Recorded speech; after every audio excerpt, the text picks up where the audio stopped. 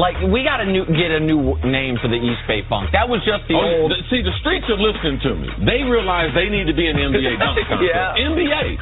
Listen to me. I was at the Player Association playing last week, just trying to improve my reputation in the basketball community. Atlantic Community High School in Michigan, Daryl Lucas with a great one-handed catch.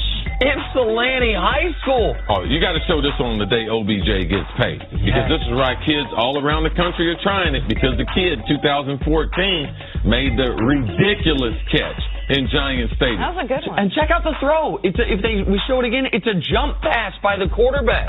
See, I'm trying to watch every piece of the video like you see. Yeah, that's great. I love it. You're learning. I'm learning. You're learning. You're using that 110 IQ. Come on. High school football in Texas. 40 points off. Lance Welks of River Road breaks 6 tackles before scoring the touchdown. Okay, Lance.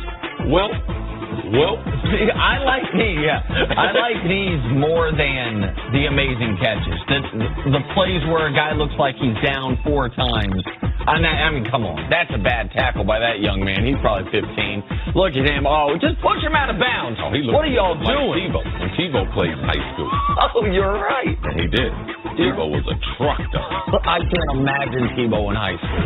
Because he was a truck at Florida. And finally, like a ball? Spike ball. What? Is that spike ball? Yeah, I said it wrong. I apologize. Spike ball. You don't know this sport, see? Watch this. These guys get really into this. It's like volleyball, but with instead of a net, it's the thing in the middle. Like a little trampoline. Oh, this is a great beach sport. Oh, look at him! Oh, see, you got to be very good at this. This is all 1 point. Oh, yeah. It's all one long volley. Good at this. You would. I think someone who invented this couldn't play nothing else. Oh, no. And you know something? Let me try to figure out some way that I can get in a game. Oh, that was great. That was That's a bunch of nerds. That's a Shark Tank game, by the way. It was actually. Yeah, read a book. Moving on to Tom Brady. Much of the rumored headbutting with Bill Belichick stems from the treatment of Brady's somewhat controversial trainer, Alex Guerrero. So when Guerrero flew on the Patriots team plane to their weekly preseason game, it left some wondering if fences had been mended. Brady was asked about his relationship with Guerrero during his weekly radio interview with Boston radio station WEEI. Let's just say that didn't go well. Take a listen. So what changed in him not being on the team playing last year and this year? Was that just communication back and forth, or was that an understanding of other things? What led to that being able to happen this year? You know, I don't want to. I'm not getting into all that. Okay, yeah. I mean, when I ran into him at the Super Bowl last year in Minneapolis, I remember talking to you about it at the time. When I talked to him there, he had said in his opinion that all this stuff had been overblown, that he and Belichick actually had a pretty good relationship even then. Would you say that was true? I said I don't want to get into it. Okay, go ahead, Evan. Yeah. I mean, everyone knows, it's well documented how, you know, the work that he and I do together. No, I know. I understand that. I'm just trying to figure out, because I saw the reports this weekend that he's traveling with the team. Was he on the sideline on Friday? Yeah. All right, guys. Have a great day. I'll talk to you later. Nothing if not tenacious. Keep asking and asking until you get either the answer you want or until Tom Brady hangs up on you. CC, what was your reaction to this? It's not good for WEEI, you know, as far as, because Tom does a couple of these interviews, and he's done them through the years.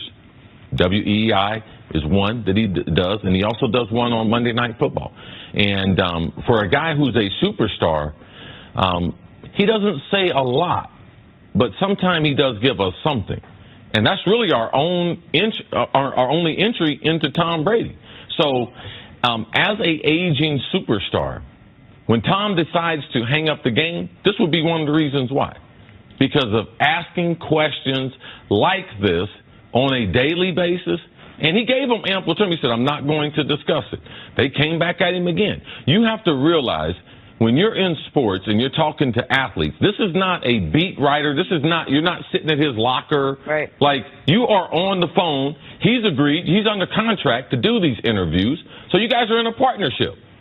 You know, this is not like you're just covering the team. You're out there just doing your job and you're just trying to be a good journalist, be a good reporter and ask a tough question. No, this is someone that you've partnered with. Now you've jeopardized that partnership, because if you wanted to hear Tom Brady, you had to go to the radio station for a long, long time. Now, as far as Tom, had he been answering enough questions, given the organization, Tom shouldn't be answering questions. He shouldn't open that door because just like everyone has drawn the conclusion, Tom and Belichick don't get along because of what happened to Guerrero.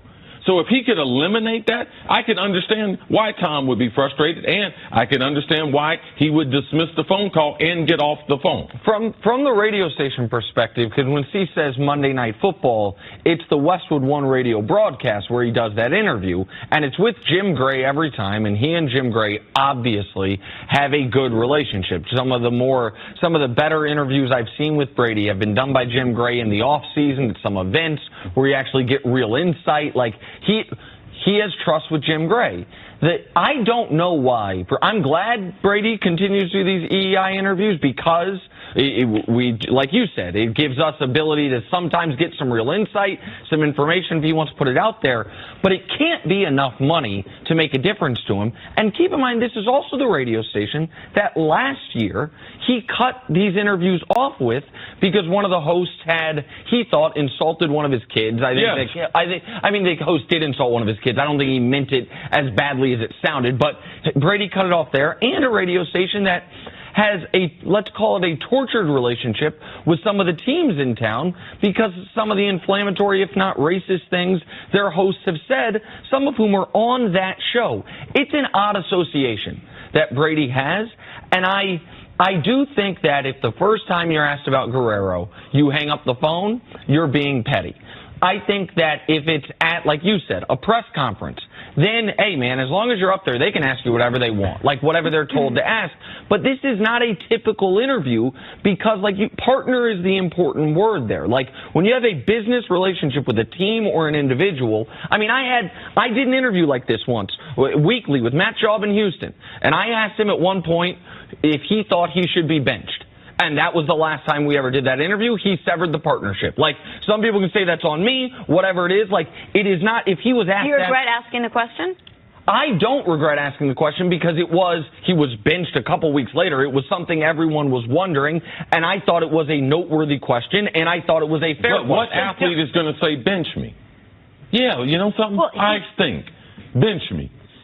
So I mean, we don't have to litigate my Matt Schaub thing from 5 years ago. But I'm sure you learned something from that. It's not a matter of being right or wrong. It's a matter, do I learn? How do I get information? How do I continue to push the product? And if the guy's not going to talk, it didn't work for you. So regardless of the question, it did not work. Clearly, though, there's a bigger issue than his relationship with the radio station. People are curious about his relationship with Guerrero. Can you read into anything? If you take the relationship with the radio station, can you read into anything else from that? The fact that Guerrero's on the team playing, that there is maybe a rumor that he might have been on the sideline for that game. I can take something. Maybe we don't know what we think we know about the Patriots, which I continue to try to tell people. We're not going to be able to figure them out. Belichick and Brady have a good relationship.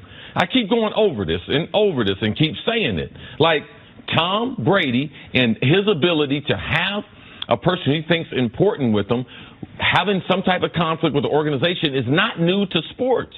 It's not just because it's Tom Brady. It's not because the guy's practices are somewhat questionable in the past. No, it's because they're running a business. And Guerrero is not the New England Patriots business. It's Tom Brady's business. And sometimes they just don't match up. But it's obvious that New England feels like it's important that the best player that we have has a guy who he thinks important, and they have allowed him to be on the plane.